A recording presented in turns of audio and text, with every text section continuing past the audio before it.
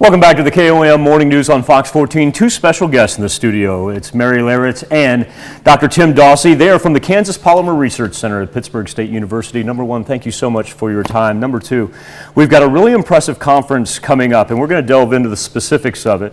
But one thing that Mary and I were just speaking about is the fact that this is easy to sign up for, and attendance is the key thing here, because what you're going to take home practically is applicable to your home, your farm, your everyday life. And Mary, you brought up a great point. If it weren't for wonderful people, this may not have been free. Correct. We have great sponsors. We have 5 wonderful sponsors that have made this free. And let me include also, there's free lunch. There you go. Yeah. We have Kansas Soybean Commission, Kansas Corn Commission, Kansas Farm Bureau, GN Bank, and Heritage Tractor from Lamar have all donated so that we can keep this free. And once again, all you have to do is go to psu.edu/farms and you'll be able to sign up right there. Dr. Dawsey, one of the things that I wanted to ask you about is from the Kansas Polymer aspect of it, recent applications that you've been able to help 4-state farmers with and help nationwide, because PSU does have a nationwide reach with its Polymer Research Center.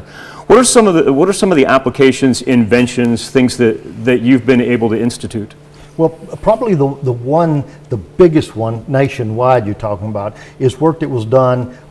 We jointly shared the Presidential Green Chemistry Award with Cargill with the development of a foam material from soybeans, made from soybean oil. That now it was introduced in the Mustang to begin with, then the Ford Escape.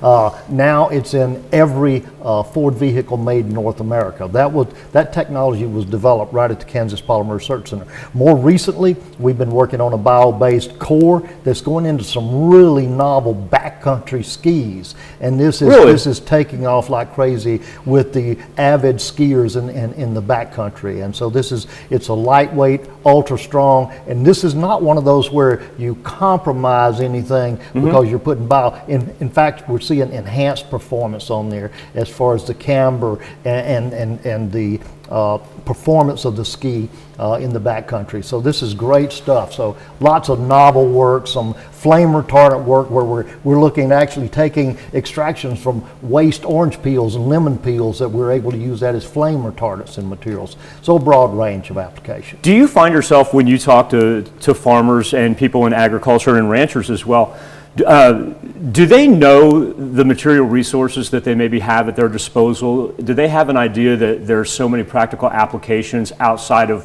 what they're so used to? I don't think they do, and it's not just the farmers and ranchers. It's most of us around. I mean, very few people know we've got. We've had 3 of the leading scientists in the world in the area of bio-based polymer. I don't think people realize this. This was for 25 years we've been working in plant-based materials. One of the things we looked at recently for animal processing issues is the waste materials. We were actually able to take renderings from the fat from the waste products on here and make some excellent foam just to demonstrate the type of thermal insulation that you would spray into construction and so forth. So these are the kind of things that and the important part here is not so much what the farmers might take away directly from this meeting, it's what they bring, because we the scientists and researchers, we don't know the daily problems getting on that tractor every day and herding this cattle every day or the dairy.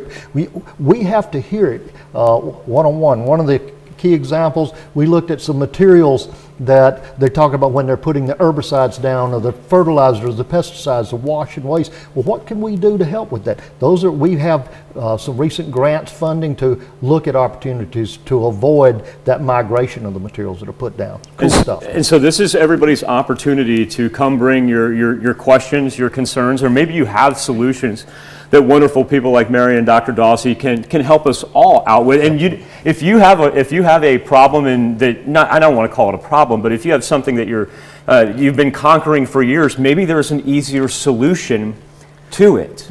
It very well may be. And one of the reasons that the researchers from Virginia Tech, from Arizona State, from across the nation are coming in here is because, you know, if we can solve, identify and solve problems for our farmers and producers in this region, that's going to affect all across the nation. They have similar problems there as well. So there is huge interest in this, and this is really building momentum. This is our second farms, and we're really getting a lot of activity in there. This is and it's such an excellent opportunity. Mary, I'm going to let you give us the lowdown once again about number one, kind of our schedule, but also two, how we take part and how we sign up. Okay, so you can sign up by going to pittstate.edu/farms, farms with an S, and then you can, our schedule is Wednesday evening reception at the Kansas Polymer Research Center in Pittsburgh, and then Thursday is an all-day, 8 a.m. to 4 p.m. get together and workshop in Parsons at the Southeast Research and Extension Center there.